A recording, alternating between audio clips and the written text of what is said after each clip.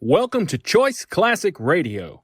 Like us on Facebook, subscribe to us on YouTube, and help keep this show alive by donating at choiceclassicradio.com. For more of your favorite old-time radio shows, join us on our companion podcast, Choice Classic Radio Detectives, where we bring to you tales from the greatest detective shows the golden age of radio had to offer.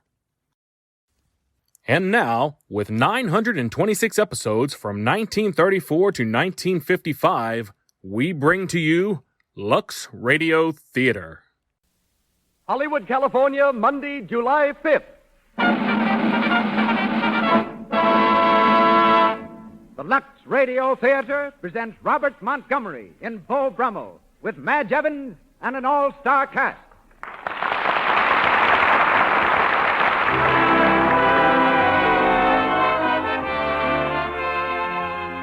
Lux presents Hollywood. Our stars, Robert Montgomery, Madge Evans, Leo G. Carroll, Bramwell Fletcher, Jean and Kathleen Lockhart, and Edwin Maxwell. As special guests, we have Mrs. Wallace Reed, wife of the late idol of the screen. Mrs. Reed is associate producer of Monogram Studios. Our producer, Cecil B. DeMille. Our conductor, Louis Silvers. This program comes to you through the makers of Lux Toilet Soap as a means of showing you their appreciation of your pronounced preference for this fine soap, used by 9 out of 10 screen stars. Here or at home, we extend to you a hearty welcome to the Lux Radio Theater.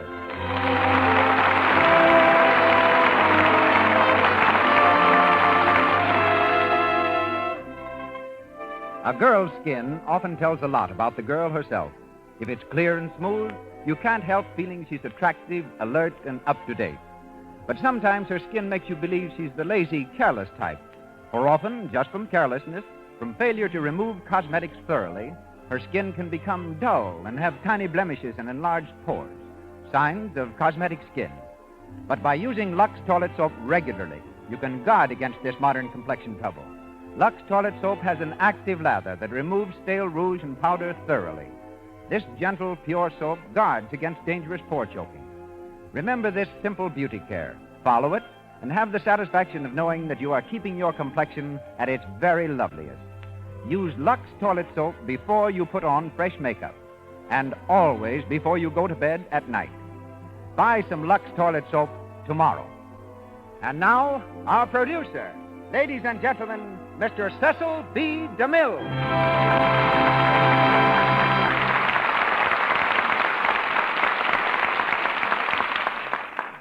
Greetings from Hollywood, ladies and gentlemen. For the truest portrait of George Bryan Brummel, look outside your window tonight. His career, like the Roman candle that flares across the sky, emblazoned the earth for a while in brilliant glory, then dimmed forever and was gone. Born in England, while war was being waged for the independence we celebrate today, Beau Brummel was the sublime dandy of all time. He lived in an age of fashion and super-sophistication, cutting his phrases with a tongue as sharp as the shears that styled his elegant attire. Not of noble birth, he cared nothing for those who were. He ruled society with audacity and invincible calm. A duchess once walked backwards out of a room because Brummel said her back was an offense to his eye. The lace of his boots, the blue of his coat, the number of buttons that decorated his trousers just above the ankles were as much the laws of England as if decreed by Parliament itself. That was Beau Brummel, who lives again on our stage tonight, as played by Robert Montgomery of Metro-Goldwyn-Mayer Studios. One of the few stars using the name he was born with, Bob's first job was that of an assistant railroad mechanic in charge of tapping wheels. After a spell as a deckhand, he joined a stock company and played 70 different characters in 72 weeks. He's president of the Screen Actors Guild, has ambitions to write, direct, and to see more of his farm in upper New York State. Unsurpassed in devil-may-care roles, Bob's done a turnabout in his current picture, Night Must Fall, delivering one of the year's best serious performances. Love, Live, and Learn is the title of his next film. Playing opposite him tonight in the role of Mariana is Bob's co-worker from MGM, Madge Evans, one of the best reasons why Hollywood is renowned for its beautiful women. An actress since childhood, Madge ranks high on the lists of the screen's most accomplished players. Our all-star cast finds Leo G. Carroll as Brummel's servant, Mortimer. Bramwell Fletcher as Reginald, Jean Lockhart as the Prince, Kathleen Lockhart as Mrs. St. Aubin, and Edwin Maxwell as Mr. Vincent. Somewhere in a distant corner of the South Pacific is Miss Amelia Earhart, who had planned at this moment to be on the stage of the Lux Radio Theater. I know everyone hearing me now joins in our hope that the rescuers of Miss Earhart and her navigator, Fred Noonan, will reach them swiftly and find them safe. I've just spoken with George Palmer Putman, husband of Miss Earhart, in Oakland. Considerably more encouraged than he was yesterday, Mr. Putnam says that after a careful check of all reports, he believes the flyers are on land. He adds that they have adequate supplies which should last Miss Earhart and Captain Noonan until the arrival of rescue ships or planes. At the end of this hour, we have an important announcement for you. But now, on with the play as the Lux Radio Theater presents Robert Montgomery and Madge Evans in Beau Brummel with an all-star Hollywood cast.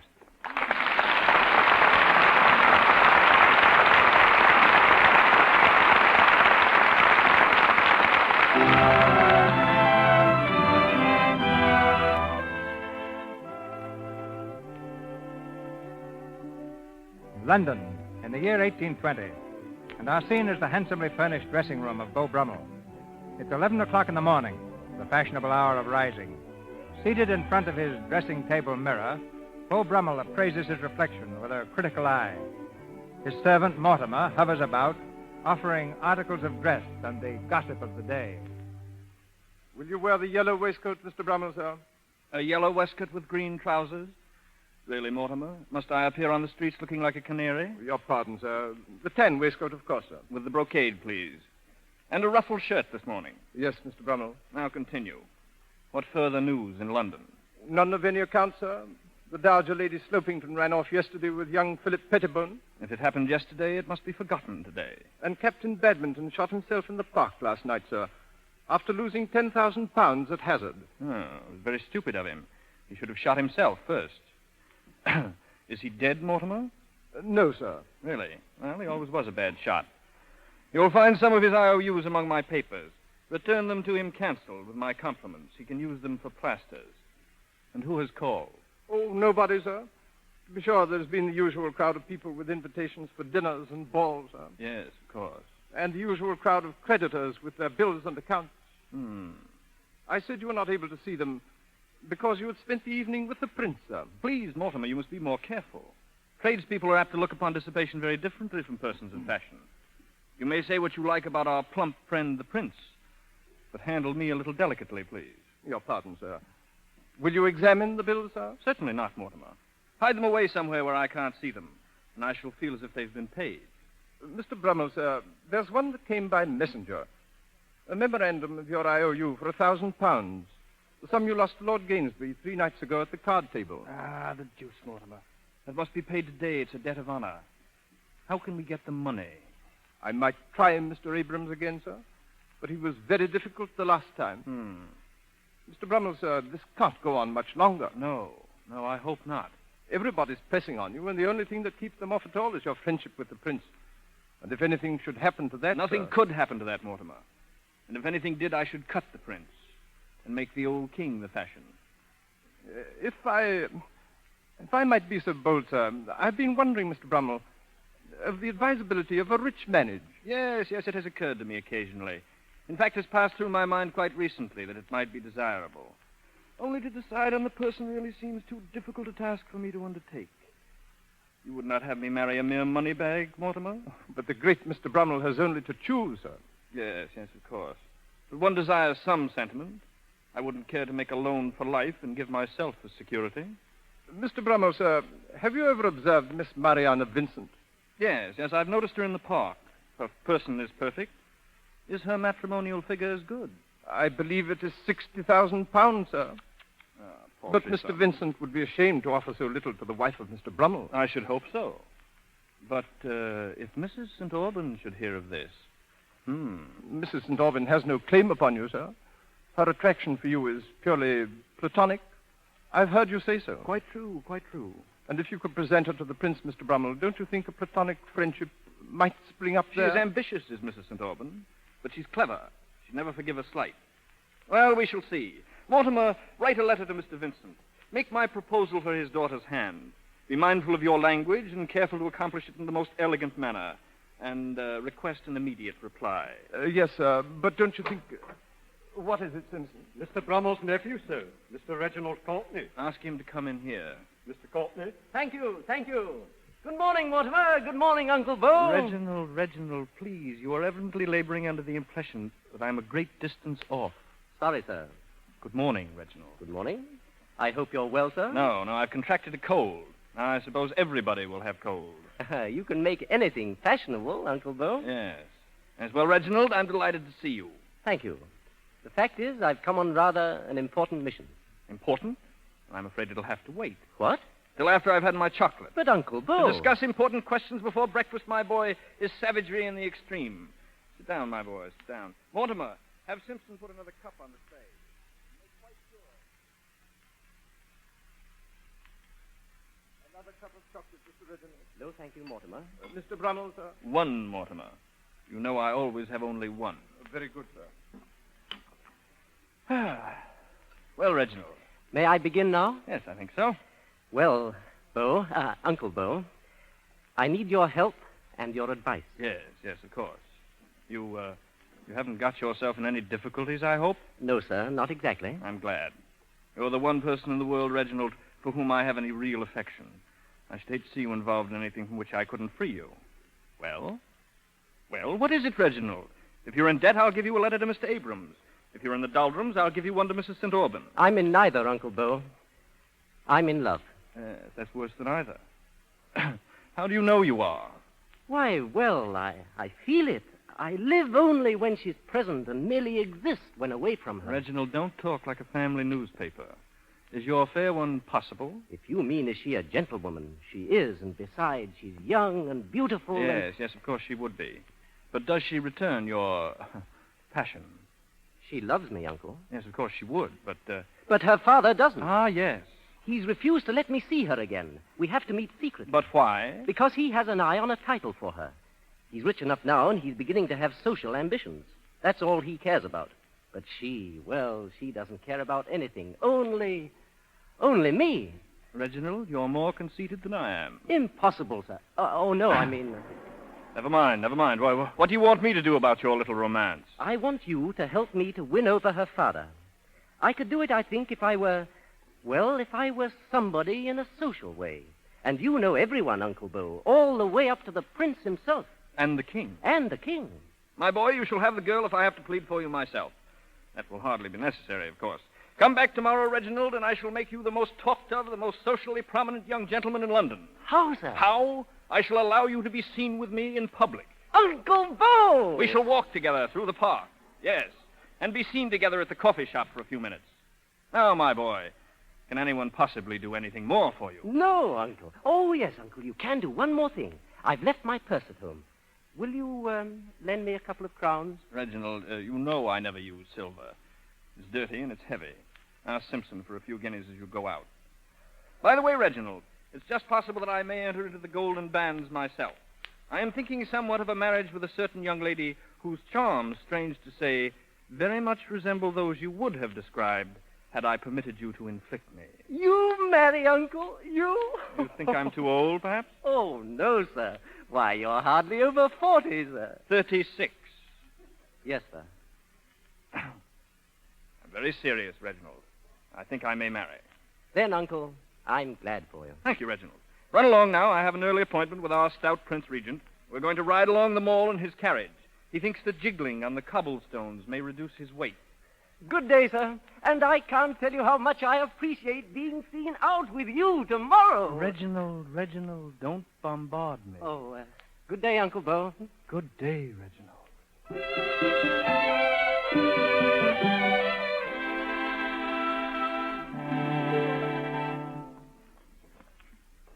And if you will do me the honor to call upon me, or if I may do myself the honor of appearing on your doorstep tomorrow evening, I'm sure the association will be of mutual satisfaction.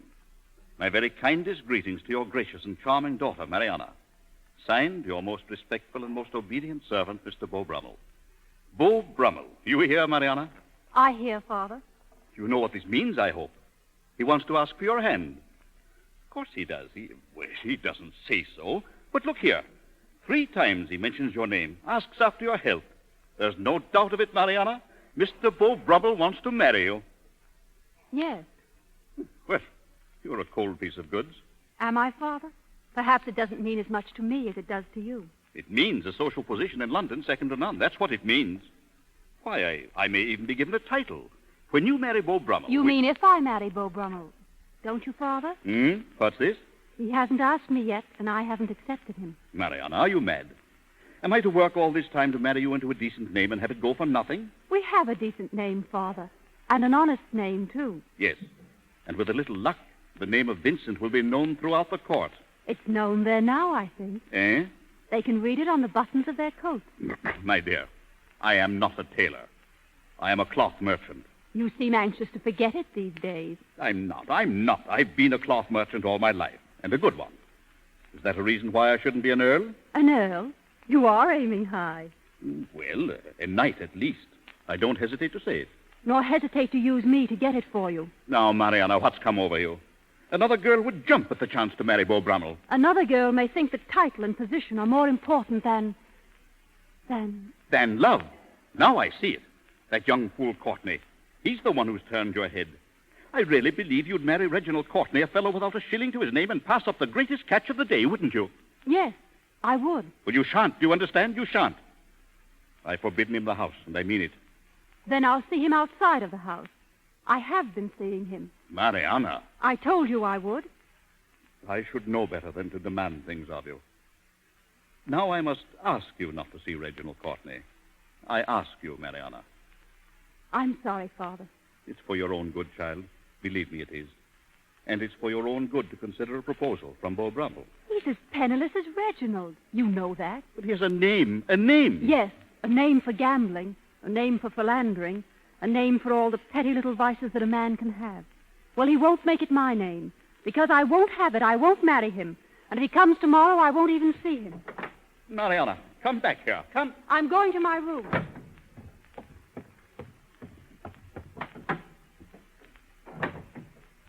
Miss Mariana. Well, I've been waiting for you to come. what is it, Kathleen? That young gentleman is here again, Mr. Courtney. Reginald? Where is he? In the garden, behind the tree near the back gate. I'll see him. Wait here, Kathleen. Yes, Miss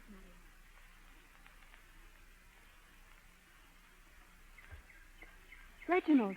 Mariana, I thought you'd never get here. I didn't know. Kathleen just told me. Here, we can sit behind the tree. Let me look at you.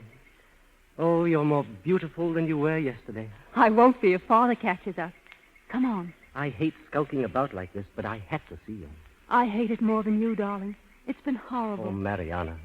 And now I suppose it will be worse than ever. It can't be much. What do you mean? Nothing. Has your father been at my throat again? As usual. He won't be for long.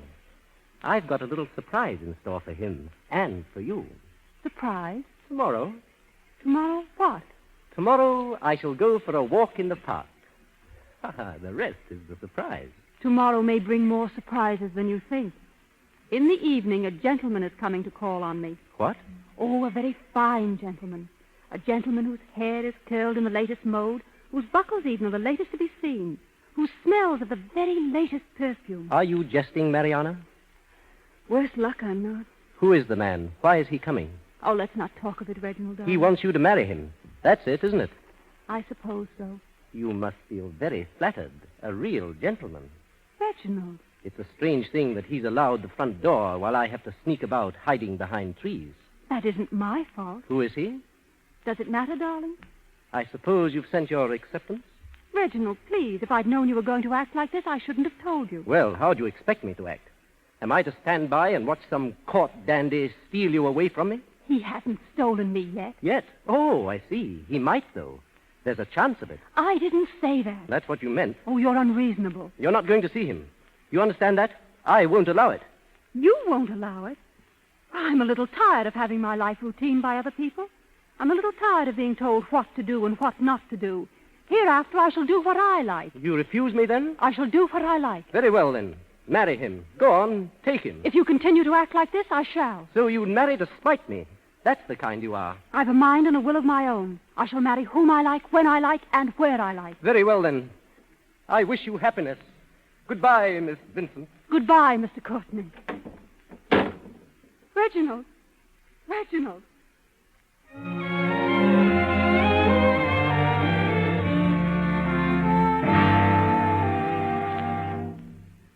This way, Mr. Brummel. This way. I've prepared her for your visit. She knows you're here. Thank you. She's in the drawing room. Mariana? Mariana, my dear. Yes, Father? Allow me to present my daughter, sir.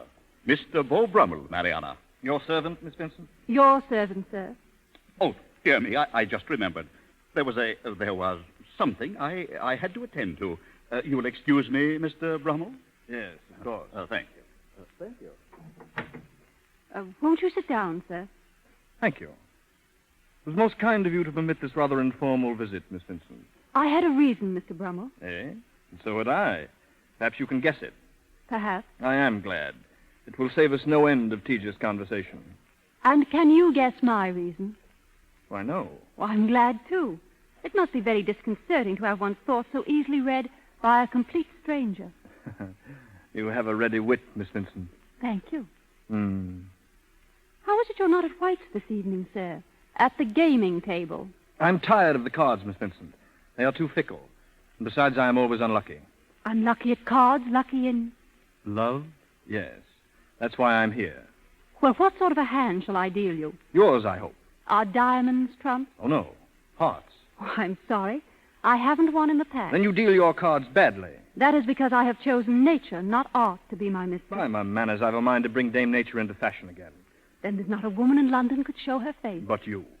And if you would deign to be seen always on my arm... Always, Mr. Brummel?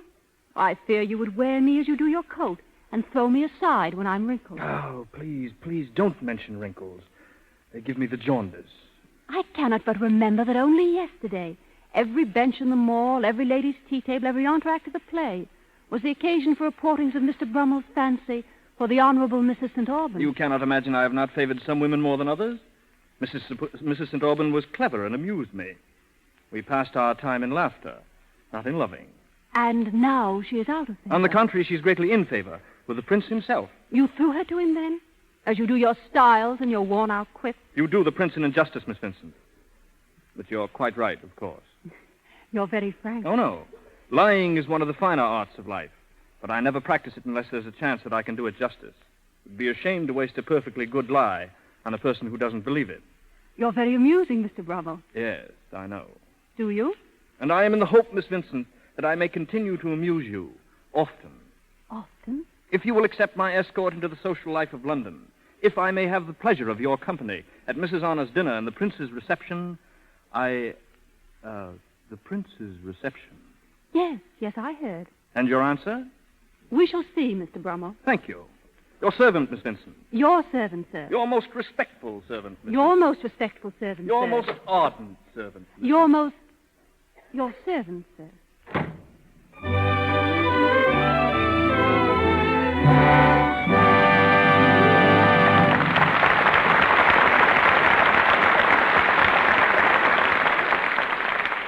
Beau Brummel continues in the Lux Radio Theater in a moment.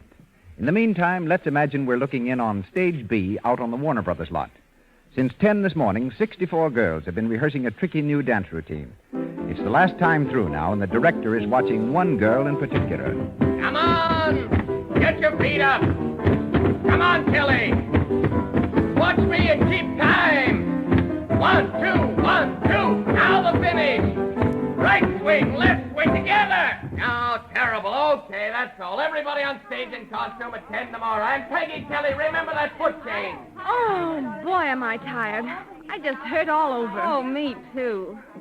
You know, I almost wish I wasn't going dancing with Jim. Ah, don't worry. Remember how a Lux Toilet Soap bath peps you up. That's right, darling. Of course I feel brand new. The active lather of Lux Toilet Soap removes perspiration and every last trace of dust and dirt. It leaves skin really fresh, delicately perfumed. You're refreshed, daintiness is protected. Once again, Mr. DeMille. We return to Robert Montgomery, Madge Evans, and the story of Beau Brummel.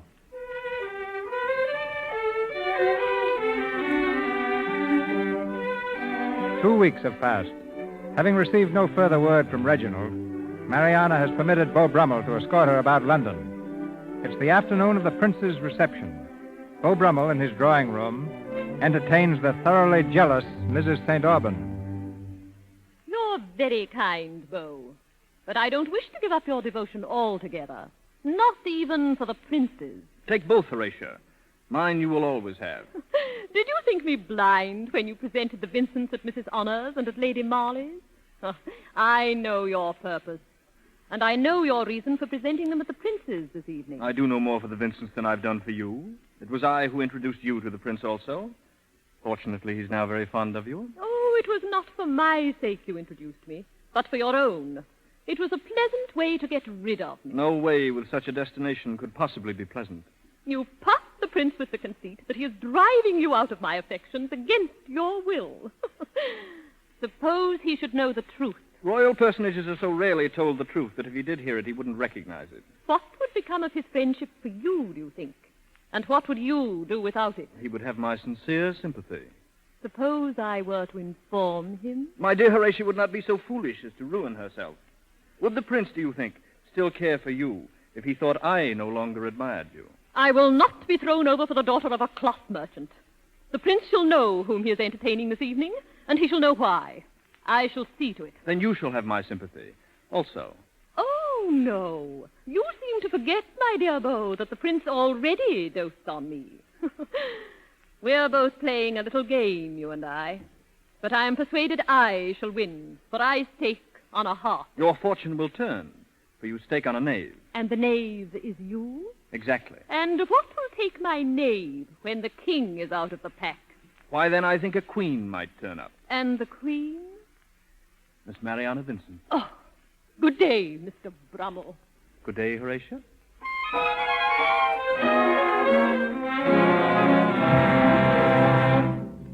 And the silver coat, Mortimer. We must be at our best this evening. Quite right, Mr. Brummel, There's sir. no telling what may happen. But I have a feeling, Mortimer, that our troubles are almost over. I hope so, sir. If Mrs. St. Aubyn doesn't cook your goose, sir. Cook my, Mortimer. Oh, forgive me, sir. If Mrs. St. Aubyn is not the cause of an altercation, sir. It's better, Mortimer. Thank you, sir. No, I think Horatia's day is waning and Mariana's reign begins. I shall tell her so this evening. She can't be entirely insensible to my regard, to my love. Well, strange to say, Mortimer, I begin to think I do love Mariana. Sir? Yes, I believe I do. And I think I love her madly. Yes, I do. I love madly.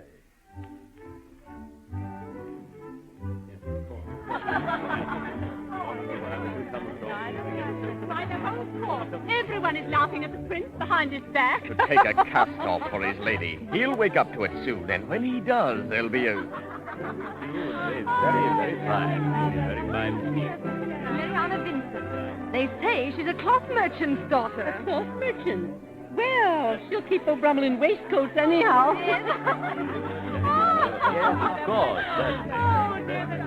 There he is, Beau Brummel, by the garden door with the prince and the playwright Sheridan. The prince knew what was going on under his nose. He'd give Sheridan enough for a new play. Make very much difference. What were you saying, Sheridan? I didn't hear you. I was saying, Your Highness, that there seems to be a lamentable lack of scandal and gossip these days. I really don't know what we're coming to, Your Highness. Quite true, Sheridan. The ladies have absolutely nothing to talk about, eh, Beau? Yes, Your Highness. Oh, Sherry, I hear the School for Scandal is to be revived.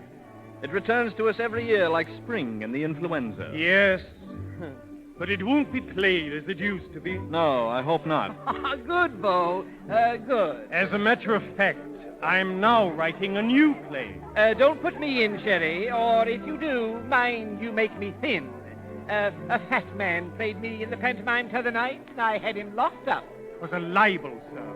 A gross libel. Your Highness. Oh, my dear Beau. Good evening, Manley. You wish to see me, Manley? I did. My dear Beau, something terrible is happening. Well? Lord Crawlings is cheating at the card table. It is a fact he has cards up his sleeve. Oh, what shall I do? Cheating at the card table? Yes, he has cards up his sleeve. Cards up his sleeve? Yes. What shall I do? Well, if he has cards up his sleeve, bet on him. Oh, thank you. Oh, good, Beau. Very good. I must remember that. Oh, I promised the next dance to Mrs. St. Alban. I really must go. Your pardon, Beau. Of course, Your Highness. I have an engagement myself. Mariana, Mr. Brummel. I've been waiting to find you alone. I saw you come out in the garden. Yes, May I sit down? of course. Mariana, I'd like to speak with you seriously, To what purpose, sir? Or shall I guess again? to make a confession. You know it, perhaps, but I want to tell you myself. When I first asked for your hand, Mariana, I neglected to bring my heart. I admired you, yes, but I didn't love you then, not madly. You were right, you see. Diamonds were trumps. But my admiration deepened first into esteem, and then became more, much more. There is my confession, Mariana. I sought only your fortune at first. Now I seek you. Mr. Brummel. Yet were you penniless. I wouldn't marry you. Oh. Because I wouldn't drag you down to share this miserable, uncertain lot of mine. That is the only reason, and it's a true one. I begin to believe in you. I remember no other word that you have spoken. May I kiss your hand? I think I'd rather you didn't. I believe you're right. Yes, I'm quite sure you are. Thank you. You have saved me from doing something very commonplace. You aren't angry. I believe it's exactly 15 years since I last lost my temper. But, Mariana, I still await your answer. It's rather a new sensation for Brummel to be kept waiting. You'll wait no longer, then. Not in this house. Your Highness. So this is how you use my hospitality, Brummel, to further your financial affairs with a miserable cloth merchant's daughter. Oh. Don't distress yourself, Mariana. It's nothing. But His Highness has been dancing with Mrs. St. Alban. And what if I have? You are not angry, my lord, because Miss Vincent's father is wealthy. It is something far deeper, I think. Something you discovered about your certain attraction to Mrs. St. Alban. Curse your impudence. Softly, my dear prince, or you'll make a fool of yourself. I'm tired of your impertinence, Brummel. You're out of favor, do you hear? Could I help but hear? My dear prince, first you lose your equilibrium, and now you lose your temper. Have a little snuff. You may keep your little snuff. He knocked it out of his hand. You see that? The prince knocked it out of his hand. Very bad manners. Very bad. I shall have to leave at once. Your Highness, order my carriage. Why, you upstart?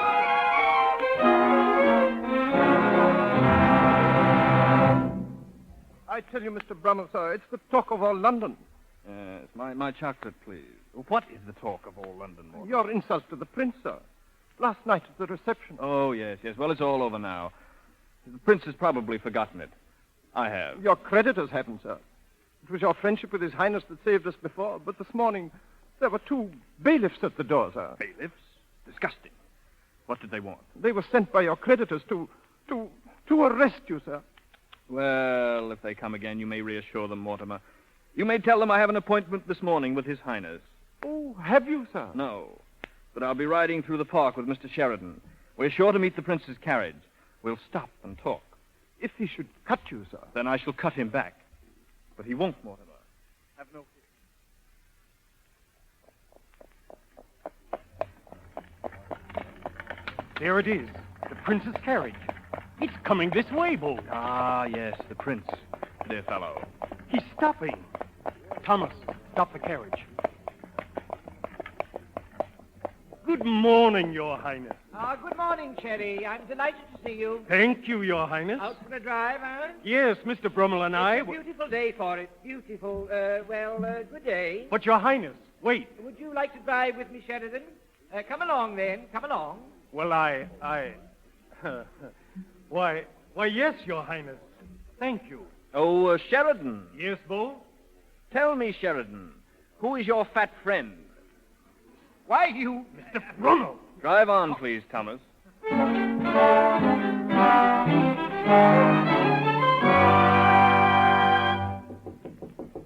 Mariana. Yes, Father? Mariana, you've heard the news? Yes. Mr. Brummel is a daring man. He cut the prince. Cut him dead, begad, and all for me. For you? Well, wasn't it? Beau Brummel is not the man to stand by and see his future father-in-law insulted. No, Big Ed. He cut the prince last night, and again this morning. For me. I thought he did it partly on my account, Father. Yes, for both of us. But it's you alone, who can repay him. I? With the money your dowry will bring him. Oh. With that, he can pay off his creditors and defy the prince. Without it, he's ruined. Ruined, Mariana. The bailiffs are at his door even now, and... Shall we go to him, Mariana? He needs his friends now, what he has left of them. And you owe him your gratitude. You owe him your sympathy. And they must take the place of affection? Yes, Mariana. You have no other attachments now. You've neither seen nor heard anything of that young scoundrel Courtney for weeks. Or have you? No. Well, then. Well, Mariana? You may order the carriage, Father. Thank you. Thank you, Mariana.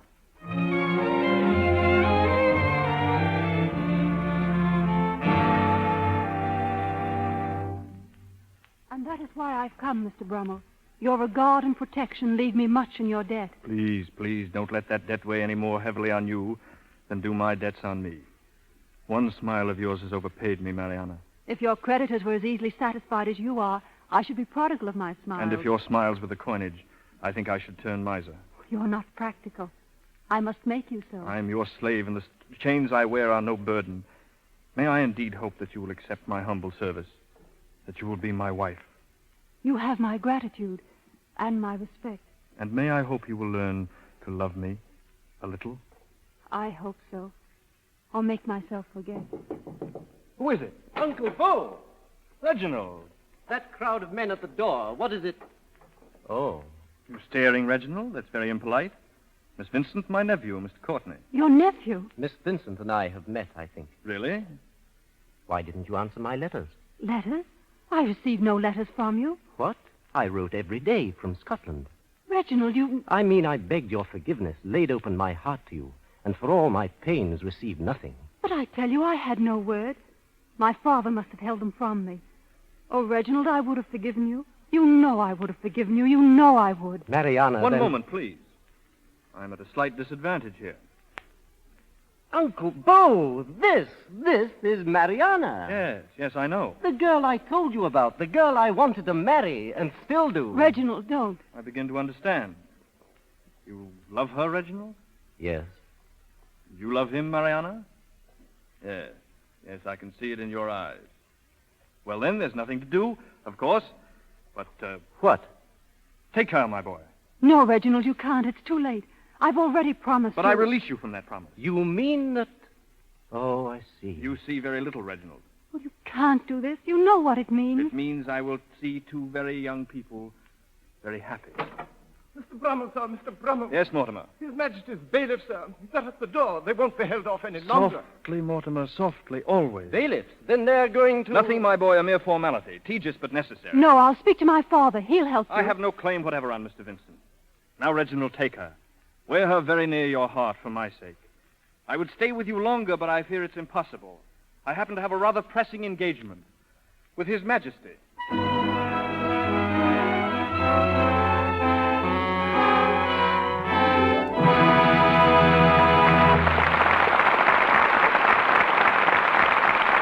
We pause for station identification. This is the Columbia Broadcasting System.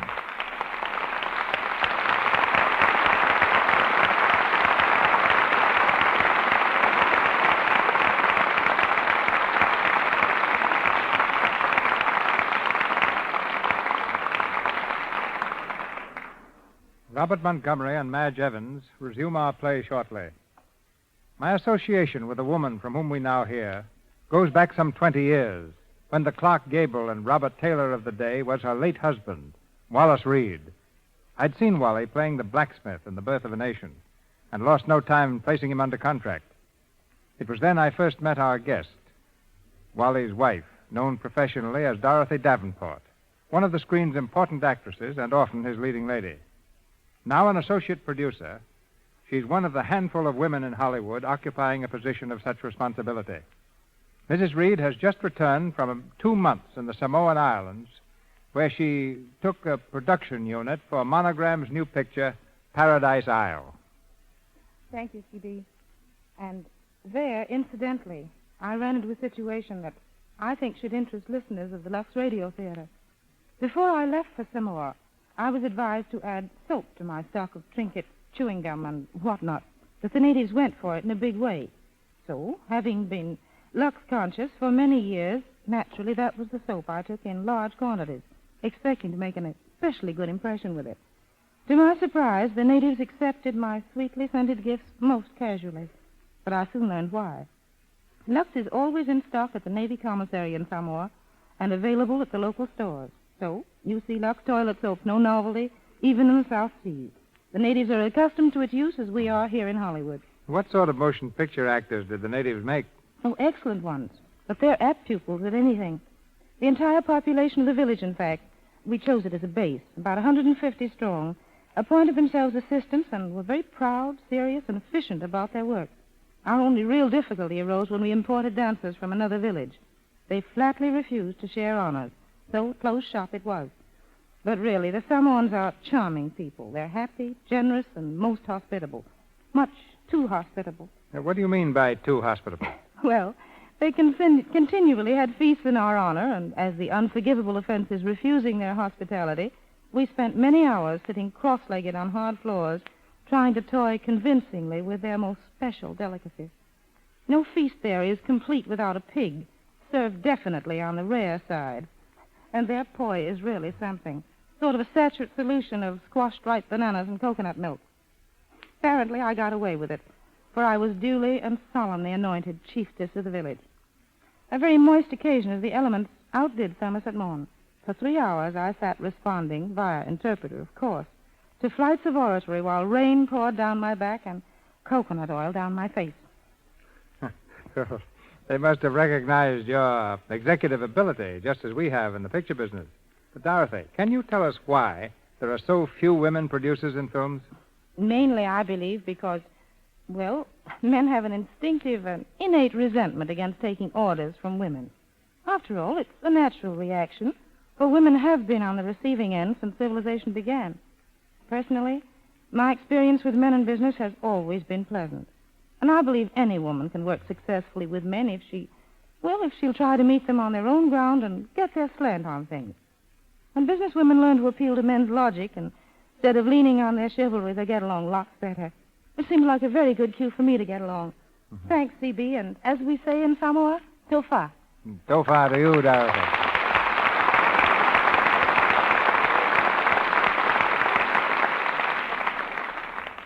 Once more, the story of Beau Brummel, starring Robert Montgomery and Madge Evans.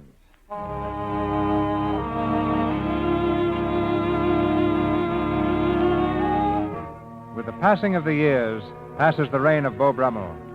His friends have gone with his funds, and his elegance with his friends.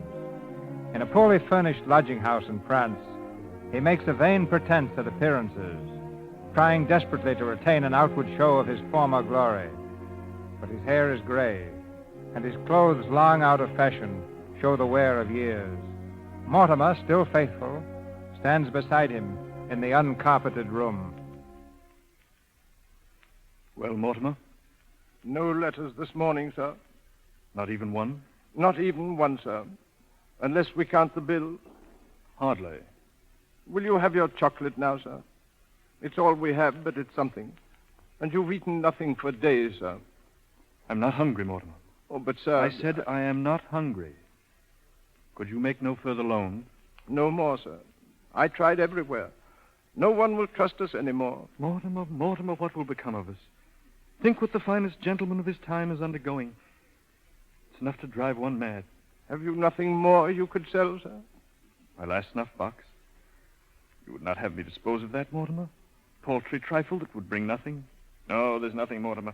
Everything belongs to that wretched female creature who dignifies this hovel with the name of lodging. If only you would permit me to write to Mr. Vincent, sir. No. I've told you that neither Mariana nor Reginald must know. They're married. They're happy. Let them forget. Then the prince, sir. He's now in France, I hear. The prince is king. Have you forgotten? No, Mortimer. It's bad enough I've come to this level without having people know of it.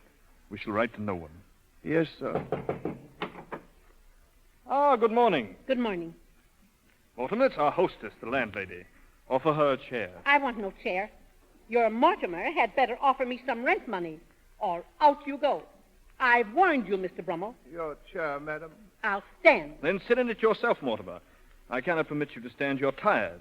I'm so sorry, my dear madam, that I have nothing to offer you. The supplies for which Mortimer went out a short time ago have not yet arrived. Well, when they do, they'll not pass my door. I'll tell you that. Do, my dear madam, do help yourself. And speaking of helping yourself reminds me, would you mind returning some of my shirts? I'm sure you cannot wear them yourself. Mortimer? Yes, sir. How many were there in the wash last week? 12, sir. Yes, and now if you wouldn't mind returning... I'll do nothing of the sort. I'm sick of your fine manners.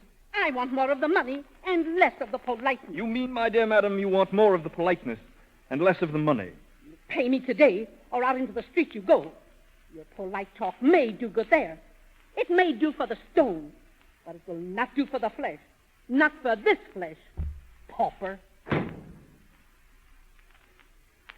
Mortimer, Yes, sir. what did she call me? Pauper, sir. Pauper? She's right. And that's what hurts. Mortimer.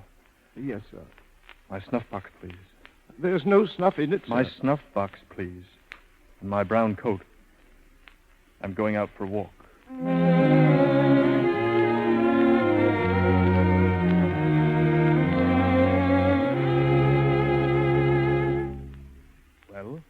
Well, what's it worth? What will you give for it? Snuff boxes are a drug on the market these days. I have 30 of them in my shop now. This one is rather special, of course. They are all of silver? It was given to me by the Prince, now George IV of England. I dare say that doubles or even triples its value. Monsieur, the donor is no concern of mine. I look only at the silver. This one is good in that respect. Therefore, I can offer you 100 francs. 100? Let me have that snuff box, please. It is worth no more? Let me have it. Well, if you wish. I am in business, monsieur. I have to eat. Fortunately, sir, I do not. Good day, sir. Good day. Well, sir, any luck, sir? Here. You may carry this home again, Mortimer. He wouldn't buy it, sir. I would not sell it. A paltry 100 francs. 100 francs, Mr. Brummel, sir, are you ill? Take my arm, sir. Lean on me. On the street, Mortimer? No, not on the street. You're pale, sir. Your arm is trembling. Stand away, please. I can walk. Alone. Oh, Mr. Brummel, sir. Help here, help. He's fainted.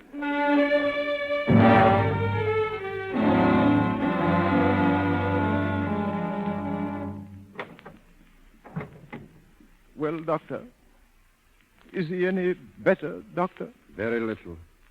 He's conscious now, but a little delirious, I think.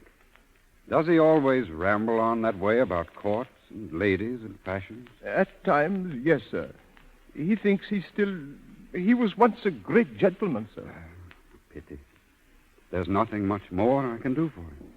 You mean, sir? Yes. I'm sorry. Very sorry. Thank you, sir. If you should want me again, don't hesitate to call. Thank you. Mortimer. Coming, sir. Coming. At once, Mr. Brummel, sir. Yes, sir. Mortimer. That man who was here just now. Mr. Sheridan? Yes, it was, sir. Yes, I thought so. Mortimer, I hear carriage wheels. Someone else is arriving? Carriage wheels? Observe me, Mortimer. How do I look? Oh, very, very well, sir. Am I quite correct, Mortimer? Are there creases in my cravat? I should not wish to make creases the fashion. Oh, Mr. Brummel, sir, you're quite the fashion. Do your post, then, and ask the musicians to play. Please, sir, please, there are no... Mortimer, is that someone at the door? Yes, sir. Then open it, man, open it. Yes, sir. Excuse me, sir. Mortimer. Oh, Miss Mariana. Where is he, Mortimer? Oh, Mr. Reginald, I'm so glad you could come. came as soon as we had your letter. Is he still so ill, Mortimer? Very ill, sir, very ill. Why didn't he tell us? Why didn't you let us know sooner? He wouldn't permit it, Miss Mariana. His pride. Take us to him. Yes, sir. But if he acts strangely, sir, please to pay no attention. He's not himself, sir. Good evening. Mr. Brummel, you shouldn't be up, sir. Not up? Not up when I have guests to receive? But who is this? Mr. Brummel. Uncle Beau. Reginald, Mariana. Well, sit down, sit down. Some wine, Mortimer. We must celebrate with wine. Wine, sir? Oh, I don't wish any. Nor I, Mortimer. Thank you, sir. Oh? Never mind, then. Mariana, let me look at you. I've never forgotten you, Mariana. Never. I've never forgotten you. Oh, how kind you were. Even in all the rush of my life. And I have been busy entertaining, you know. I've always remembered your pretty little face, my dear. And your laugh. Mr. Brummel, sir, will you sit down here, sir? Thank you. Thank you. Sit down, Reginald. You must be tired after walking up all those steps. It is high, sir. Yes, but the air is so much purer. I'm expecting guests, Reginald. Mortimer, 2 more for dinner. Yes, Mr. Brummel. Mr. Brummel, you must come away from here, back to England, with us. Come away? But my engagements, my dear, my engagements. Has that bell again? No, don't go. You won't leave me, Mariana? You won't leave me, will you? No, we'll stay, just as long as you like. Mortimer? The door. Yes, sir. Your Majesty. Mr. Brummel, please. Who is it, Mortimer? Mr. Brummel, sir, it's His Majesty, the King. Good evening, Beau. Your Majesty. Is it real? Yes, Beau. You must pardon me for not rising. I'm forgetting my manners. Stay seated, Beau. You've hidden from us long enough. If your servant hadn't sent the snuff box to me, I should never have known where you were. The snuff box? Why, yes. I told you to send it to His Majesty, Mortimer. Why, yes, sir. Of course, I remember now. My dear Beau, we don't mean to lose you again. We sup with you tonight, and tomorrow you dine with us in London. Dine? At what hour? At 8, Your Majesty, at 8. Yes. At 8 o'clock, Beau. 8? Mortimer, have I any other engagement? No. Oh, no, sir. Then I shall have much pleasure, Your Majesty. Mortimer. Yes, sir. Mortimer. Yes, sir. Should anyone call, say I have a rather pressing engagement with His Majesty. Beau! His engagement, sir. With Her Majesty even higher than you, sir. Oh.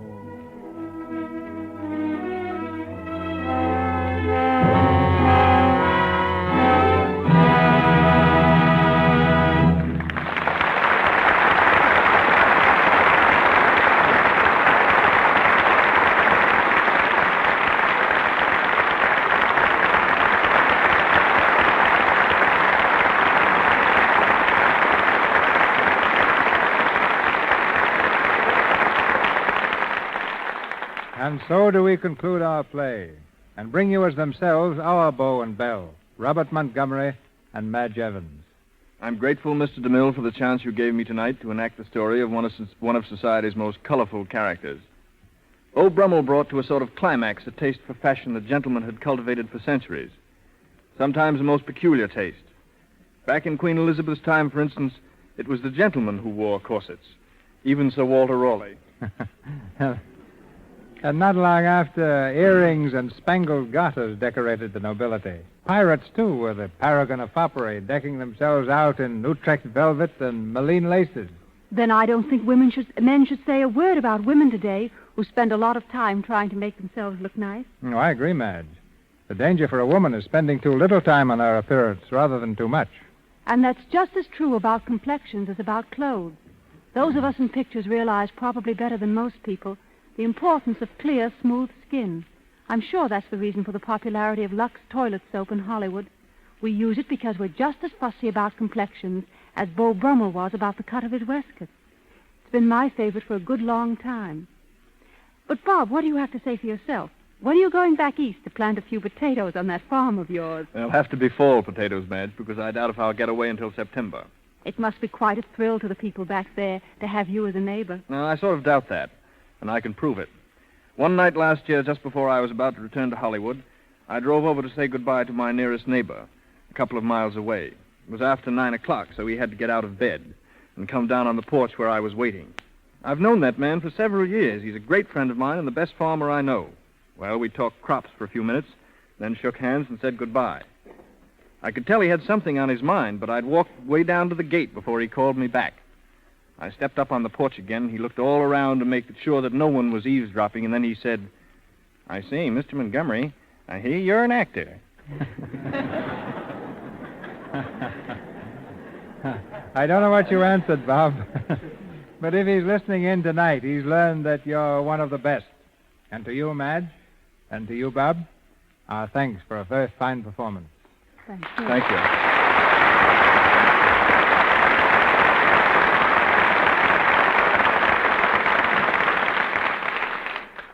Thank you, Robert Montgomery and Madge Evans. This is your announcer, ladies and gentlemen, Melville Ruick. Mr. DeMille returns to the microphone in just a moment. Our cast tonight included Ralph Kellard as Richard Brinsley Sheridan, Doris Lloyd as Kathleen, Lou Merrill as Broker, Wallace Roberts as Simpson, Frederick Sewell as Lord Manley, John Lake as the Doctor, and Lillian Castle as Landlady. Mr. Montgomery and Miss Evans appeared through courtesy of Metro Goldwyn Mayer Studios, Mr. DeMille Paramount, and Louis Silvers 20th Century Fox, where he's in charge of music for the new film Wee Willie Winkie. And now, our producer, Cecil B. DeMille. Every week since October 1934, the play has been the thing in the Lux Radio Theater.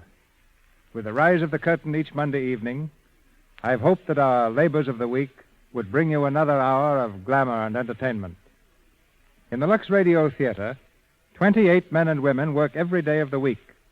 Writers adapt for our stage the plays that you want to hear. Casting directors comb lists of talent, securing the stars and supporting cast that will best fit the roles. Rehearsals are scheduled regularly. We work each week, not with the same cast and the same play, but with new people and new vehicles for every Monday night. In the past year alone, 1,072 parts have been enacted in the Lux Radio Theater. 52 plays have been produced. The figures showing the number of listeners to our program during the year are truly amazing. Adding together the audiences of the last 52 weeks, check-ups show that we have had over 600 million listeners. Of course, this huge number is accounted for by the fact that millions of our listeners tune in loyally week after week. We've enjoyed presenting this theater this year of drama over the air tremendously. It's been a year of genuine pleasure to us, as we sincerely hope it has been for you. But frankly, ladies and gentlemen, the staff of our theater is weary. Our sound effect man, always a master of understatement, said, "I do get tired once in a while."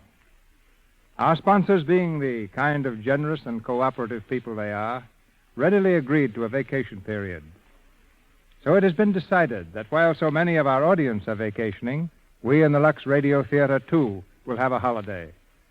Therefore, when the curtain rings down tonight, those behind the scenes will lay down their stage braces, and the script book will be closed for 2 months. Mr. Louis Silvers, our musical conductor, will put aside his baton and go as fast as he can to a favorite spot in Mexico. Our technicians, directors, and writers will all seek a change of scene.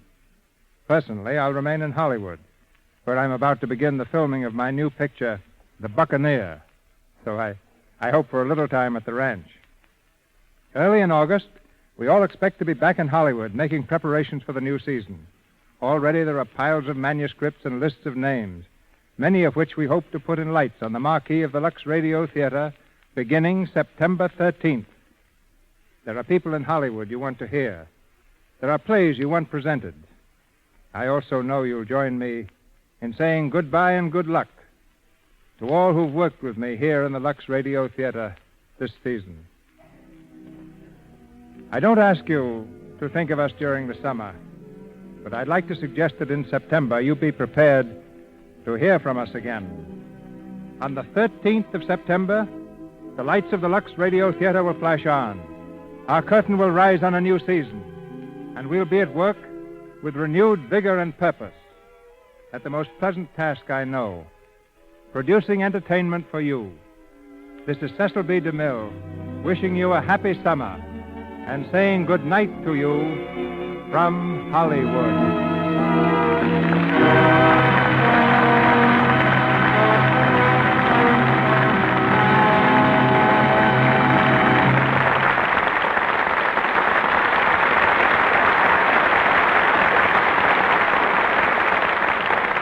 This is the Columbia Broadcasting System.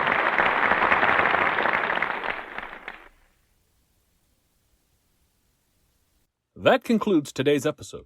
We'd like to thank you and remind you to donate at choiceclassicradio.com. Remember, your donations make episodes like this possible.